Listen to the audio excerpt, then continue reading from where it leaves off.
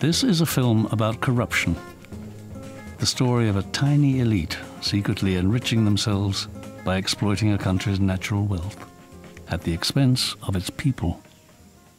For over 30 years, Chief Minister Taib Mahmud has ruled Sarawak, Malaysia's largest state on the island of Borneo. Today, Sarawak has less than 5% of its rainforests left unscathed by logging or plantations. Globalwitness show exactly how Sarawak's ruling elite are illegally selling off land for personal gain. Taib is seeking new international investors under the pretext of developing the state. Many fear this money will be siphoned off into private bank accounts controlled by the ruling family. Posing as investors, Globalwitness went undercover in Sarawak to find out how business is done and where the money goes.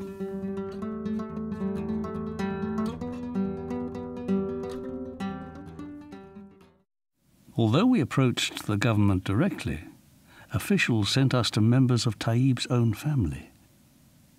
One area of land offered to Globalwitness was owned by a company called Ample Agro. The company belongs to Taib's first cousins, the Abdul Rahman sisters, daughters of Sarawak's previous chief minister. Ample Agro belongs to my family. Right. But my sisters, the 4 elder ones, are in the company. Yeah. Yeah.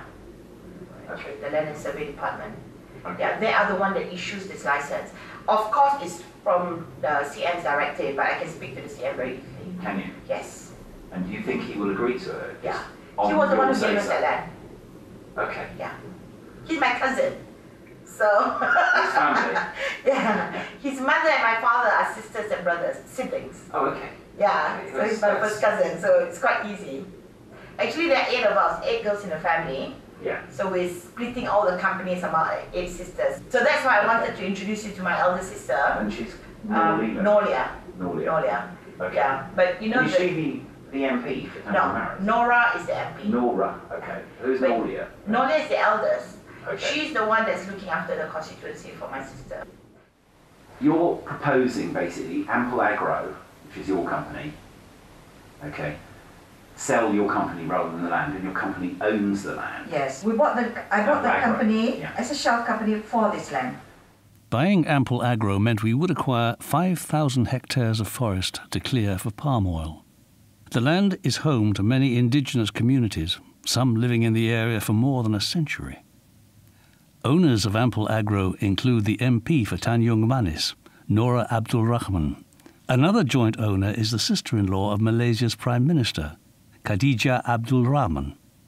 To sort out the deal, the sisters put us in touch with their lawyer, Alvin Chong. Alvin represents the state government and many prominent companies with close links to Taib's family. They are daughters of the former Chief Minister of Sarawak. You are talking to people of substance, people who have assets in the hand, okay? Now, asking price. Okay.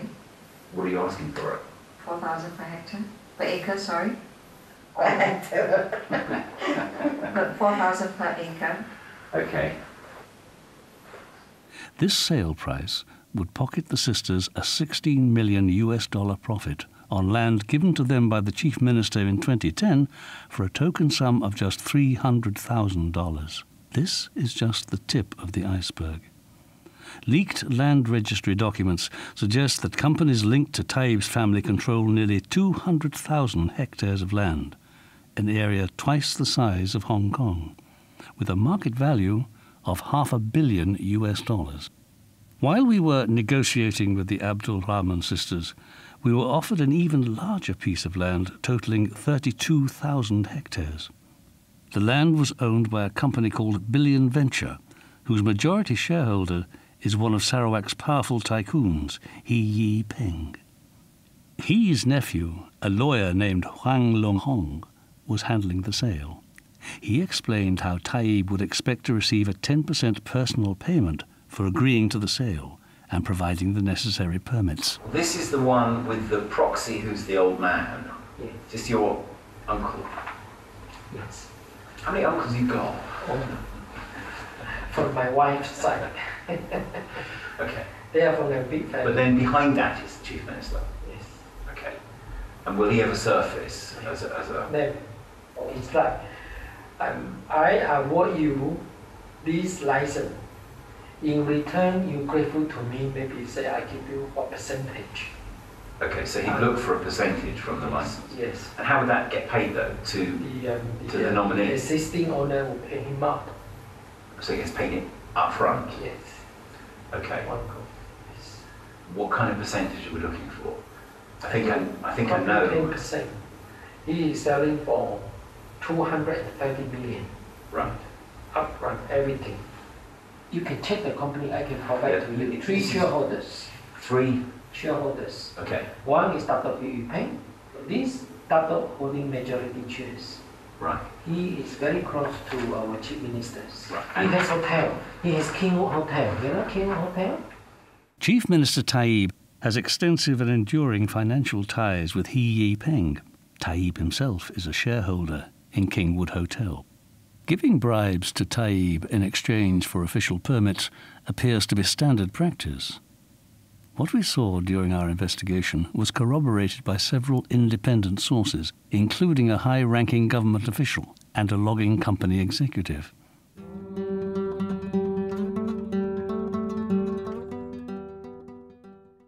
The company's based here.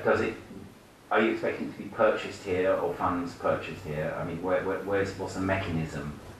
Well, there are different ways of doing it. Some Yeah. people do it this way. Certain portions are paid here, and Yeah. the balance of it would be paid in Singapore. Right. You know, outside. Why they do that is to save on the RPGT. Yeah. Because any land-based company, What's RPGT? real property gains tax. So in order to save on the RPGT, only a certain portion is paid here and the other portion is paid. Okay, so and you pay will the be 10% on the portion paid here? Yes, and the one that's paid outside you don't get tax. Because you don't declare that. The proposed payment is illegal, punishable by up to 3 years in prison. Now, have you done, I mean, it's fairly standard doing it through Singapore. Yes. Okay. You will have to do 2 sets of agreement. One in One Singapore? from here and one to cover. It's done here. Both agreements are done here. Okay. But the other one specifies the full amount where the details are spelled out. Okay. Whilst the ones here is only just for the portion that's here. And can you assure me that we won't fall foul of anything doing it that way? No. It's been done. It's been done? It's been done before. Selling of the shares Yeah. could be deemed a disposal of Right. the asset, Yes. therefore attracting real property gains tax. The troubling part to this is Yeah. it's going to be a huge RPGT, all right? She said we need to do effectively a duplicate transaction, one for here, for submission here, and then another one. Which is a nominal value, A nominal value. and one, the substantial value, is Yeah. offshore. This deal shows how money due to the state is stolen and hidden overseas. Malaysia has the world's 3rd largest flow of capital flight, losing the country an estimated $285 billion between 2001 and 2010. A great deal of this money is rumoured to flow through private bank accounts in Singapore. Everybody so far we've spoken to prefers Singapore. Yes, for some very obvious reasons. Now, is there no communication between Singapore and here? That's why we choose Singapore. The Singapore Well, government, it's important, you know. the Singapore government has a China wall, and they will not Firewall. Yeah, they will not tell the Malaysian government not. Is that because the Malaysian government don't ask them They ask and they've been turned down. and they get told turned down? Yeah, sorry, it's none of your business. They are the new Switzerland. Jurisdiction by choice for people like us. We operate Singapore accounts too, You can. both personal and corporate entities. In addition to tax evasion, Alvin also suggests a method to give foreign investors total control of companies, in violation of Malaysian law. Let me highlight something to you first. Okay.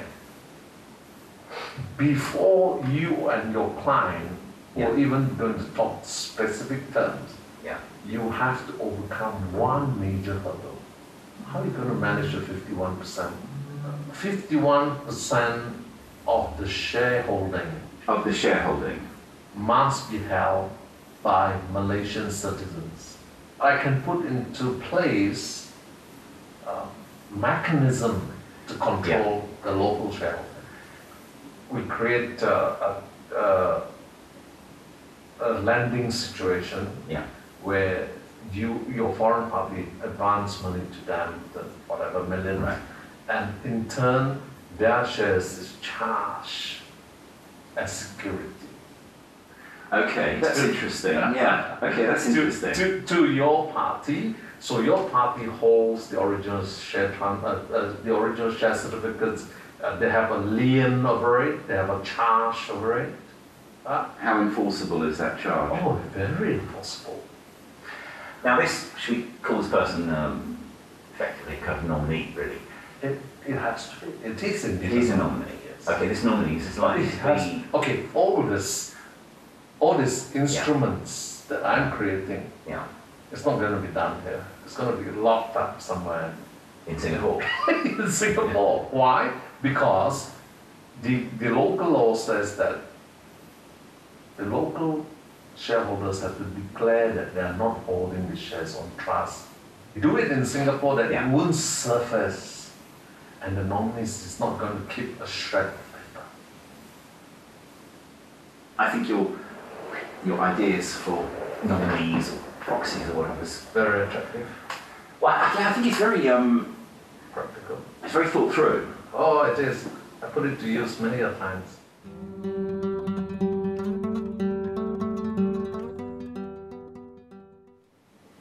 Where would you say a nominee, or should come from in the sort of social political spectrum here, or business community? In the lowest rank we can find in a remote area, they would not be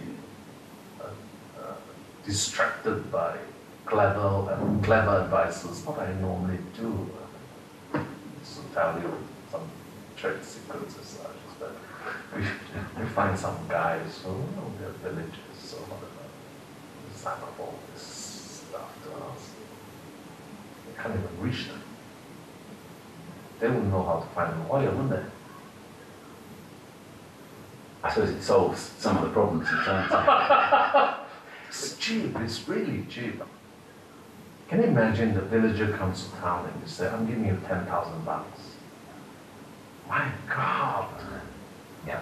He's going back to the village, he'll be the one-eyed man who's king in the land of the blind, Taib's inner circle repeatedly expressed a sense of personal entitlement to Sarawak's land and resources, and showed contempt for its indigenous people. What we had was a state land, okay? Even though it's a state land, any land in Malaysia, the minute, they're pretty naughty people. The minute they hear land is naughty people, okay, they try to make money. So the minute they hear, they have people in land and survey department who would tell them, look, this land has been given, has been titled to this company to do all farm and whatnot. They'll plonk themselves there. Technically, they cannot claim at all, but they could make life difficult if you don't accommodate them. They may, they may harass you. That's all. They are actually squatters on the land because the land doesn't belong to them. It's a government land, so they're squatting.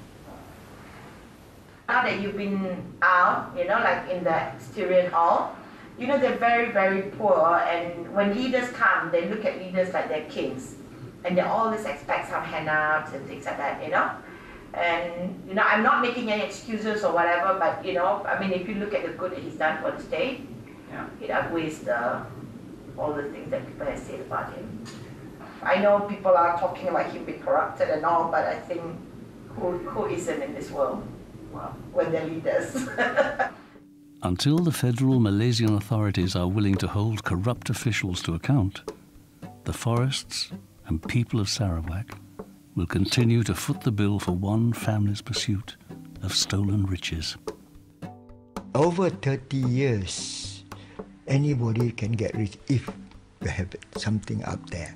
But if you don't have it, there's nothing we can do.